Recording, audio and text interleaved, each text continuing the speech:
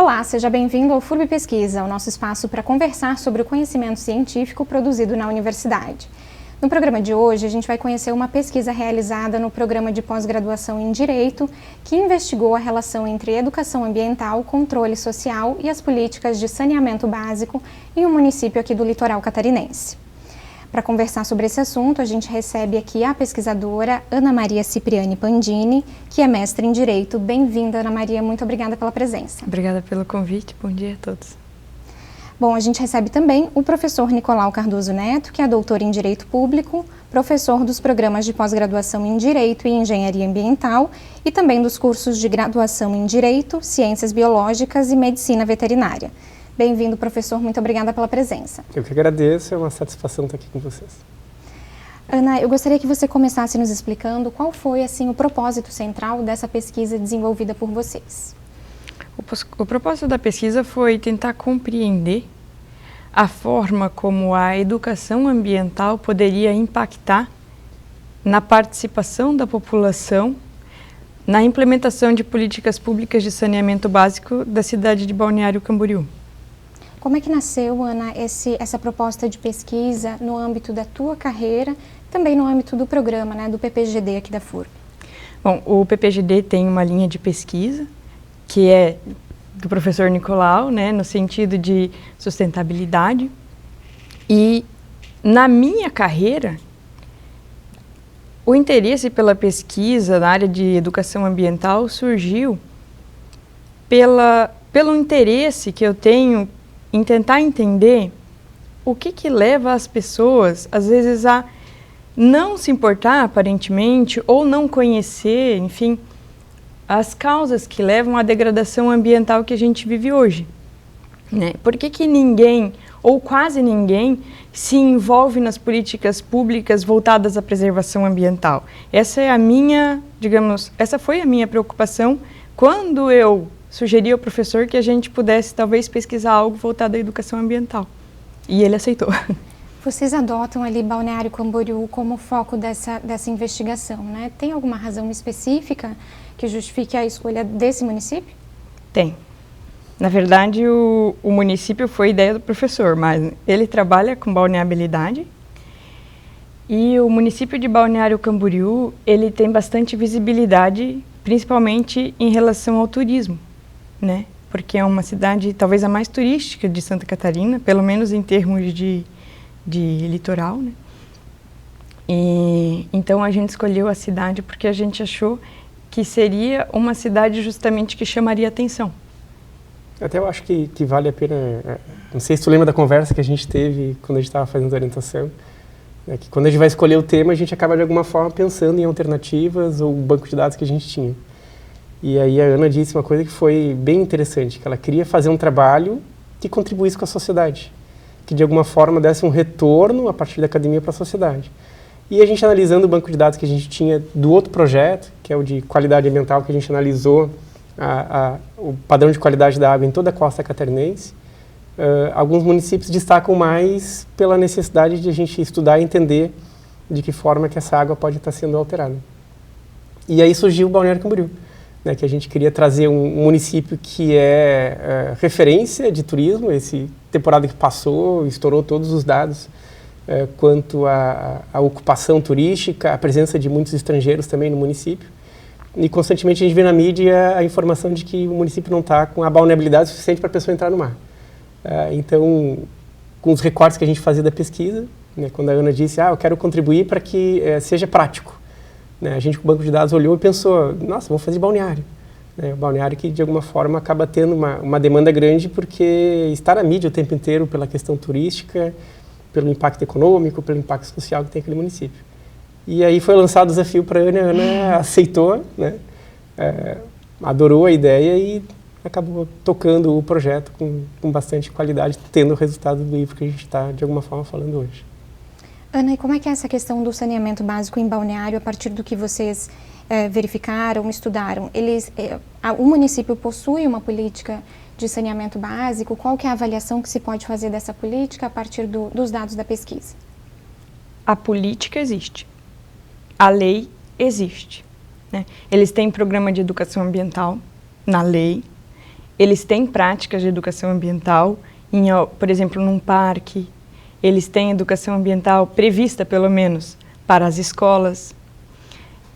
Mas, quando a gente vai para a prática, né, para a análise da qualidade da água, por exemplo, que foi muito importante, né, para a nossa pesquisa atual, a pesquisa anterior que o professor tinha feito de balneabilidade, que ele mencionou, ele fez um acompanhamento de 2014 a 2021 em alta e baixa temporada de todo o litoral catarinense. E nessa pesquisa ele demonstrou que teve praias de Balneário Camboriú que estavam impróprias para banho. E aí, quando a gente fala impróprias para banho, a gente está falando de um negócio bem grave, porque a água própria para banho, ela não é limpa exatamente. Existe uma tolerância considerável de coliformes fecais. Então, quando a água está imprópria para banho, digamos que a coisa está feia. E tem a praia lá que fica imprópria para banho o ano todo.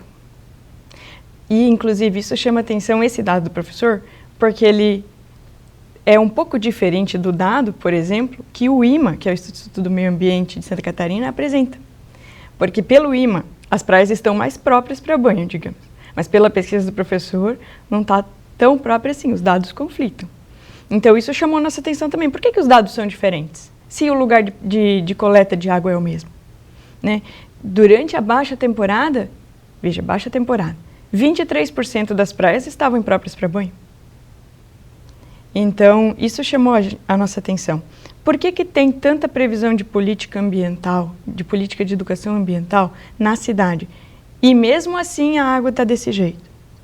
E aí a gente constatou em alguns pontos da lei, por exemplo, do programa de saneamento básico, que foi revisto agora, recentemente em Balneário Camboriú, eles têm, por exemplo, previsão de educação ambiental na comunidade, mas não tem orçamento previsto. Então, falta orçamento para algumas atividades e também a periodicidade com que eles realizam atividades de educação ambiental, por exemplo, dentro das escolas, que na maioria das vezes é só uma vez por ano.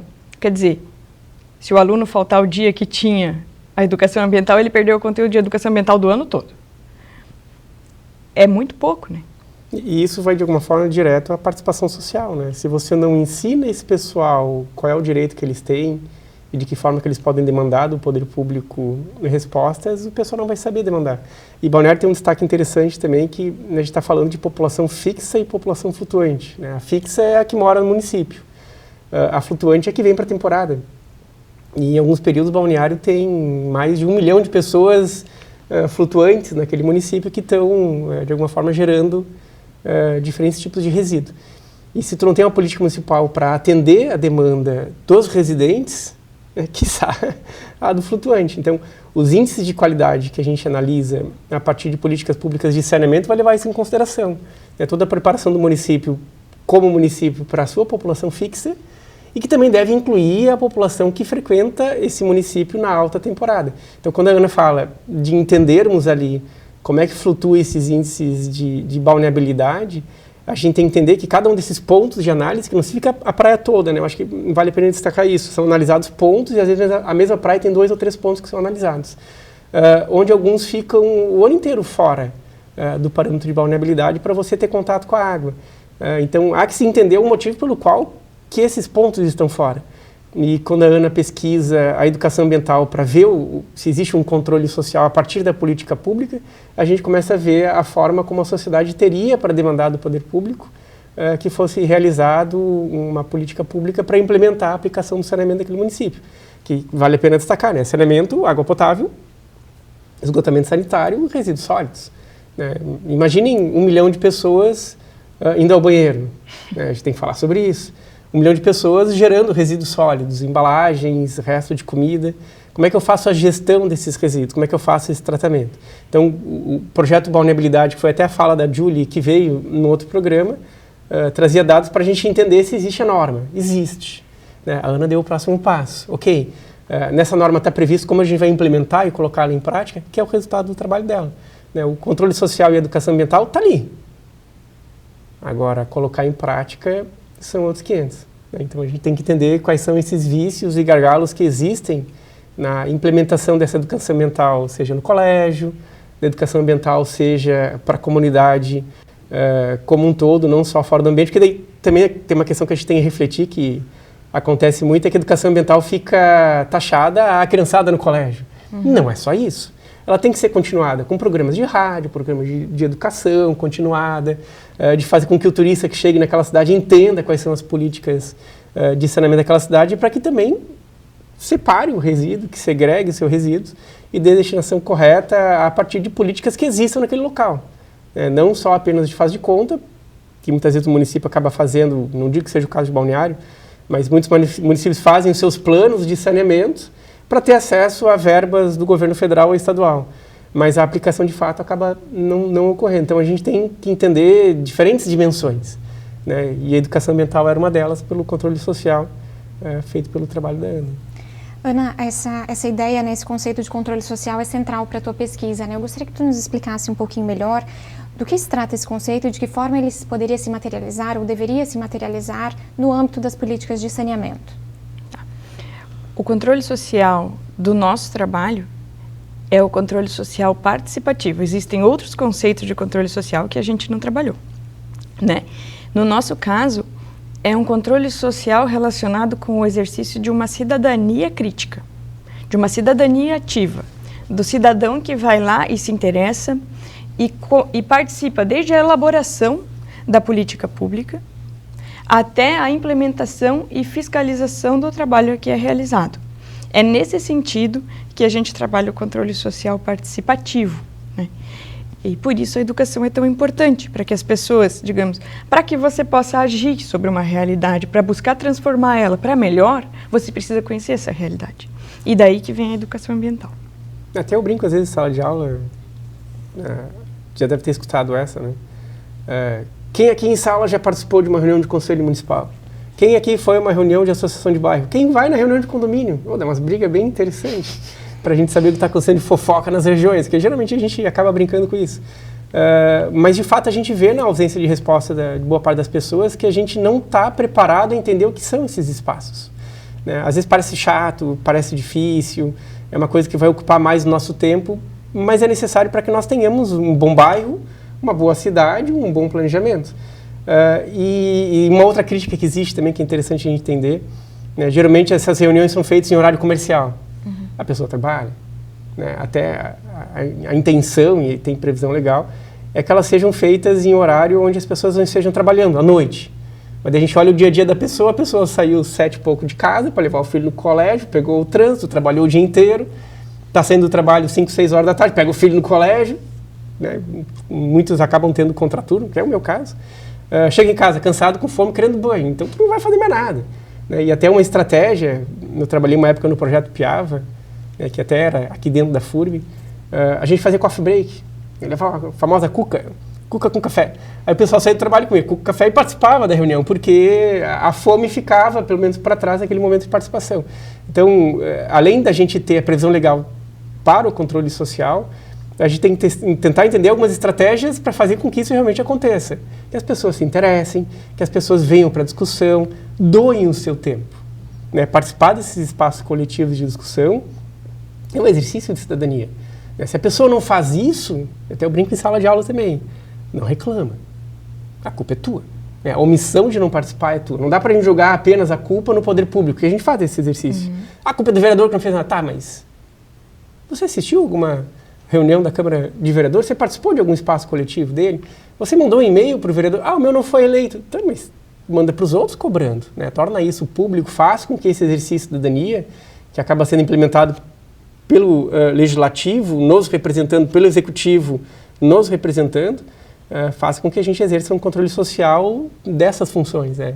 O trabalho da Ana não foi em cima do executivo legislativo, mas foi em cima de como entender esse passo a passo dentro da norma de saneamento daquele município e de que forma que as pessoas conseguem participar, né? A educação ambiental no colégio era a que mais gritava, mas, de novo, né, até a professora Lúcia Sevignani aqui, professora da nossa universidade, me vem a lembrança, né? Não é só isso, né? A gente tem outros espaços de participação e a educação ambiental continuada para que a gente consiga, de fato, exercer essa cidadania ambiental, essa emancipação de participação das pessoas, compreendendo o que sejam esses conceitos. Porque falar de saneamento são coisas que as pessoas não entendem.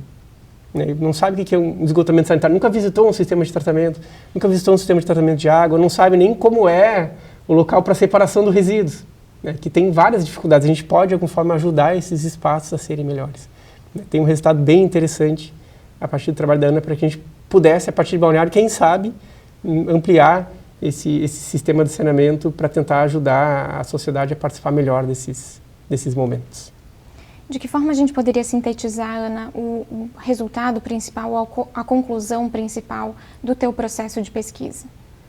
A conclusão é que a lei existe e falta implementação.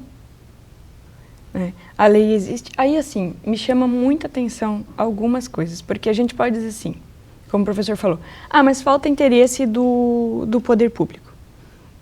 Acho que sim, falta interesse do poder público, certo?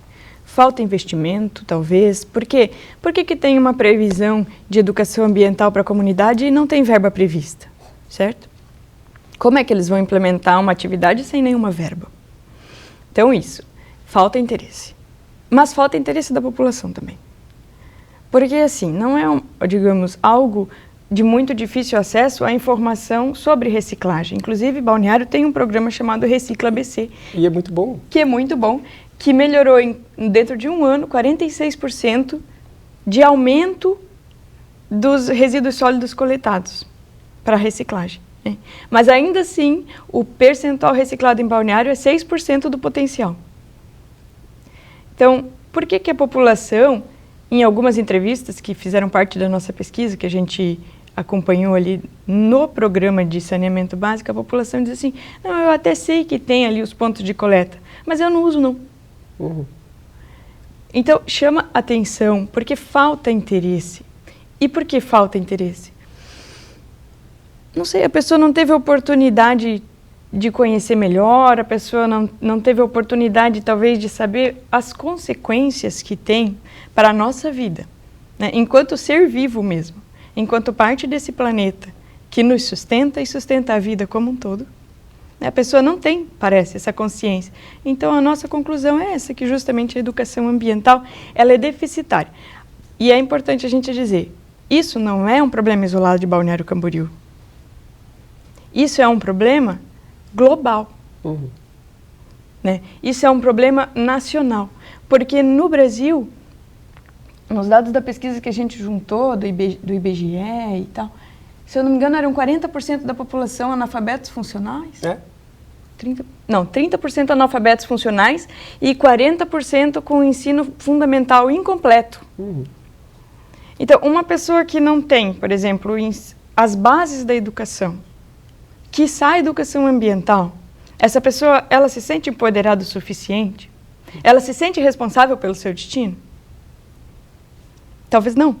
Talvez ela não esteja numa boa condição de decidir sobre seu próprio destino. Seja político, seja ambiental, e em todas as áreas, né, da vida política, da vida pública. E até do outro lado, desculpa, tem aqueles que sabem, a gente tem que entender outros conceitos, como, por exemplo, o greenwashing, né, ou marketing verde equivocado.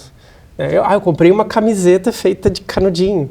Não é só isso. Né? A gente tem que entender todo o ciclo de vida desses produtos, da extração, da transformação, do descarte dele, para que ao final a gente consiga entender se realmente esse processo foi um processo que considerou a sustentabilidade. A gente vê muito na mídia, não que seja culpa da mídia, mas campanhas de marketing, como teve do canudinho, como da sacola plástica, são necessárias? São. São suficientes? Não. Né? É uma ponta para a gente entender. Então, muitas vezes a gente vê o marketing de algumas indústrias batendo muito forte no sentido de que essas indústrias são verdes, mas realmente a gente não consegue entender se realmente ela é verde ou se ela tem uma estrutura que vai trabalhar realmente o social, o ambiental, o econômico, não gerando um passivo maior.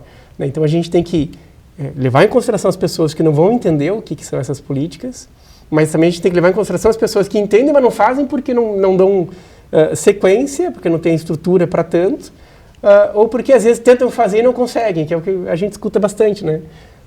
Eu separo meu resíduo, meu caminhão passa e mistura tudo. Será que isso é um problema no sistema de gestão? É uma falha no sistema de gestão? Ou é o sistema de gestão que a gente tem de resíduos hoje? Porque a gente não teve a política pública para realmente separar. Tu viaja para alguns locais fora do Brasil, ou até no Brasil também. Tu vê a separação bem feita. A gente tem bons exemplos do Brasil. Fora do Brasil, tu vê muito bem feito. O cara tem que usar um saco transparente para botar o reciclável. Misturou o resto de alimento, ele é multado. O caminhão nem pega o resíduo. Só que para eu chegar a isso, eu tenho que ter educação ambiental, para a pessoa ter essa consciência, para fazer a separação, para que a política pública realmente aconteça. Então, são diferentes dimensões. Por isso a gente estava falando de dimensão já desde o início ali para a questão de educação ambiental e controle social, ao qual a gente tem que tentar entender para ver onde é que estão esses gargalos por não funcionamento e, de fato, fazer com que a gente implemente essas políticas públicas. A Ana mostrou, a partir da análise de um município, que não é crítica do município. Né? Alguém pode dizer, pá, pegou Balneário, que é um município que tem um monte de problema, está direto na mídia, tu quer criticar. Não, não é questão política, não é a exposição desse município, mas é um município que, de alguma forma, tomou frente, a gente citou agora, tem uma campanha de educação ambiental prevista na lei, não consegue aplicar, tem uma política de gestão de resíduos interessante, que melhorou os dados, mas de fato falta bastante, inclusive para eles que já aceleraram e conseguiram de alguma forma alguns resultados bons. Né? Imagina um município pequeno que não tem nada disso, então eles vão enfrentar mais dificuldade ainda para a implementação dessas políticas, não só do interior, que se a gente fosse, vamos subir o vale, município pequeno do interior, vamos analisar também o município do litoral, que também recebe população turística, né, que não tem o mínimo. Posso citar um outro trabalho que foi feito para a Martina, que é orientanda ainda do programa de doutorado, que ela está citando dados de Garopaba, né, que parece, quem não quer ir para Garopaba, é coisa maravilhosa, mas a dificuldade de implementação do saneamento lá para o seu município menor, de uma área que só tem uma população residente pequena durante o ano e flutuante muito grande, expressa mesmas dificuldades ou até mais do que o município de grande porte. Então, ir para Balneário não é criticar o município, mas é de alguma forma mostrar que, inclusive, o grande tem dificuldades e a gente tem que entender essas dificuldades para levar para o médio e para o pequeno município dessas regiões. E o curioso é que Balneário Camboriú, especificamente, é um município que tem divulgado altos índices de coleta de esgoto, né? Quase universalização. E mesmo assim ainda sofre com problemas de balneabilidade, que é um ponto extremamente sensível aqui no nosso estado, inclusive do ponto de vista econômico, né? Considerando esse contexto, professor, e a partir de toda essa bagagem que o professor tem nesse estudo da questão da balneabilidade aqui no estado, quais são os aspectos que talvez precisariam melhorar, a gente pensando no caso específico de Balneário Camboriú, mas também de outros municípios da costa catarinense, para que a gente possa avançar? Até citando, eu acabei tendo outros alunos já, a gente tem um caminho com várias pessoas, né? E é muito bom porque a gente aprende com todos. Eu tive um aluno, o Felipe, que trabalhava na empresa pública de saneamento de Balneário, há muito tempo atrás, pelo menos uns 15 anos. O tempo passa rápido, né? E lá eles estavam analisando de que forma que eles poderiam tentar fazer uma gestão por bacia. Balneário é um bom exemplo, porque a bacia hidrográfica de Balneário envolve Camboriú, e é uma bacia hidrográfica pequena. E eles têm trabalhado bastante em Camboriú para tentar melhorar a qualidade de água para Balneário, né? Já naquele sentido, de uma população muito grande na temporada. Da onde vem a água? A vida da torneira, não, errou, meu querido, zero para ele. Ele vem de um local que eu tenho que fazer a captação e que esse local tem que ter também qualidade. E lá eles já mapeavam e estavam tentando implementar um pagamento por serviços ambientais parecido com um projeto internacional que é Águas de Nova York, que a gente cita como referência mundial, de que o pessoal analisou o ponto de coleta de água para entender quais eram os passivos ambientais gerados para prejudicar a qualidade da água, que deixava mais caro tratar e dificultava o abastecimento público daquele município em outro país. E Balneário fez igual, foi para dentro de Camboriú e mapeou que existiam algumas propriedades de criação animal que de alguma forma faziam que no momento de chuva fosse carreado o solo para dentro do rio dando cor. Ninguém ia morrer por causa da cor da água, e praticamente é barro como o nosso rio aqui em Blumenau, que está bem laranja, não sei se vocês reparam, né? O tom de laranja dele é laranja em diferentes tons, até, às vezes aparece até achocolatado, né? Incrível mundo do achocolatado, para quem gosta de filmes, a gente poderia brincar com isso também. E eles mapearam essas demandas, uma delas era o controle do uso das propriedades no entorno das bacias hidrográficas, e estavam tentando implementar como Nova York de pagar para esse produtor. Tu ganha quanto criando gado? Ganho X. Eu te pago X mais Y. E tu preserva a propriedade para manter a água com qualidade.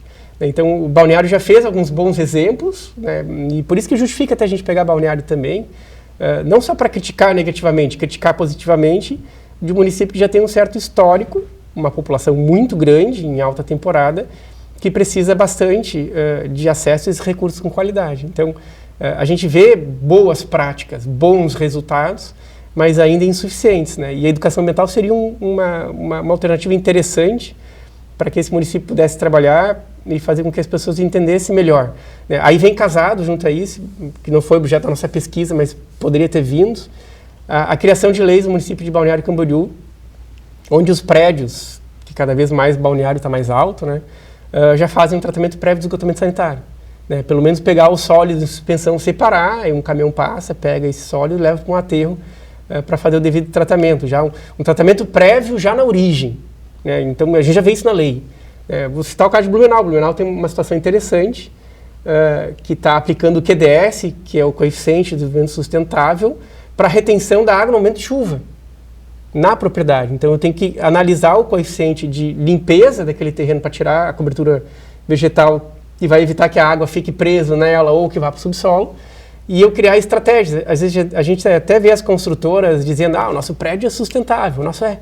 A gente é vizinho, mora junto. Não junto, né? Mesmo bairro. Mas a gente vê ali uma coleta de água da chuva, o teu tem também. E aí o pessoal que vai vender o apartamento diz, nosso prédio é sustentável porque coleta água da chuva, vai lavar carro, vai lavar calçada, é uma obrigação legal, né, para manter a água presa e evitar a enxurrada. E mesmo assim a gente teve eventos recentes, né, 1 e 2 semanas, de um volume de chuva muito grande e que demandam um melhor trabalho. Então, a educação ambiental para o esgotamento sanitário, para o resíduo sólido, para o plano diretor de águas pluviais, né, que a gente tem que chegar e fazer com que a população entenda isso e bata na porta do poder público e fale, olha, vamos trabalhar e fazer isso acontecer. A gente tem que ter esse retorno. Eu acho interessante a gente notar que o professor está falando, a gente está falando meio que o tempo todo de uma mudança cultural. Porque você pode botar folder informativo, você pode botar cartaz, você pode isso, aquilo. Se a participação, se a preocupação com o meio ambiente, com o saneamento não estiver na cultura, no imaginário das pessoas, já bem arraizado e consolidado, a gente não vai ter muito resultado. Perfeito. O trabalho da Ana, a pesquisa conduzida por vocês, ela se transformou em livro, né? Foi publicada em livro, né? Para a gente finalizar, eu gostaria rapidamente, Ana, que você nos explicasse ou sugerisse alguma medida, talvez uma medida apenas, que poderia ser adotada por Balneário Camboriú ou qualquer outro município que precise melhorar esse processo de educação ambiental voltada a fomentar o controle social participativo. Eu acredito que a educação ambiental ela precisa ser feita com uma periodicidade maior nas escolas. Interessante também a gente notar, já que você entrou no assunto de outras cidades, né? No Brasil, é proibido que exista uma disciplina específica para a educação ambiental. Isso é a Política Nacional de Educação Ambiental que proíbe. Então, quando você tem um assunto tão importante, tão amplo, tão complexo, que envolve um problema social, ambiental, cultural, como é que a Política Nacional da Educação Ambiental determina que ela seja tratada? De modo transversal nas disciplinas, certo? Mas aí eu te pergunto, um professor de uma disciplina X está preparado para trabalhar educação ambiental? Será que ele teve educação ambiental? Outra coisa, nas diretrizes da educação básica do Brasil, a educação ambiental foi classificada como fragmentada e insuficiente. Então, nós temos esse problema da educação ambiental dentro das escolas. Por quê? Porque ela praticamente inexiste. Ela existe de uma forma bem superficial e insuficiente e fragmentada, como disse a avaliação que a gente encontrou no momento da pesquisa. Isso para fins de educação formal. Mas a educação não formal e a educação informal, que é aquela voltada para a população em geral, ela também sofre dos mesmos males. Falta de investimento, né? Então é necessário que haja investimento. É necessário que haja um interesse dos dois lados, do poder público e da sociedade, para que isso possa ser implementado de uma forma mais efetiva, para que a gente possa fazer esse processo de mudança cultural que não é rápido e não é simples. É um processo de longo prazo, é um projeto que demanda trabalho e investimento. Bom, no programa de hoje nós conversamos com a pesquisadora Ana Maria Cipriani Pandini, mestre em Direito. Obrigada, Ana Maria, pela presença. Obrigada pelo convite. E conversamos também com o professor Nicolau Cardoso Neto, doutor em Direito Público, professor dos programas de pós-graduação em Direito e Engenharia Ambiental aqui da FURB, além dos cursos de graduação em Direito, Ciências Biológicas e Medicina Veterinária. Obrigada, professor, pela presença. Fico feliz pelo convite. Muito obrigado. A gente agradece também a você pela sua companhia e te convida a acompanhar as próximas edições do FURB Pesquisa, toda sexta-feira, no canal da FURB no YouTube.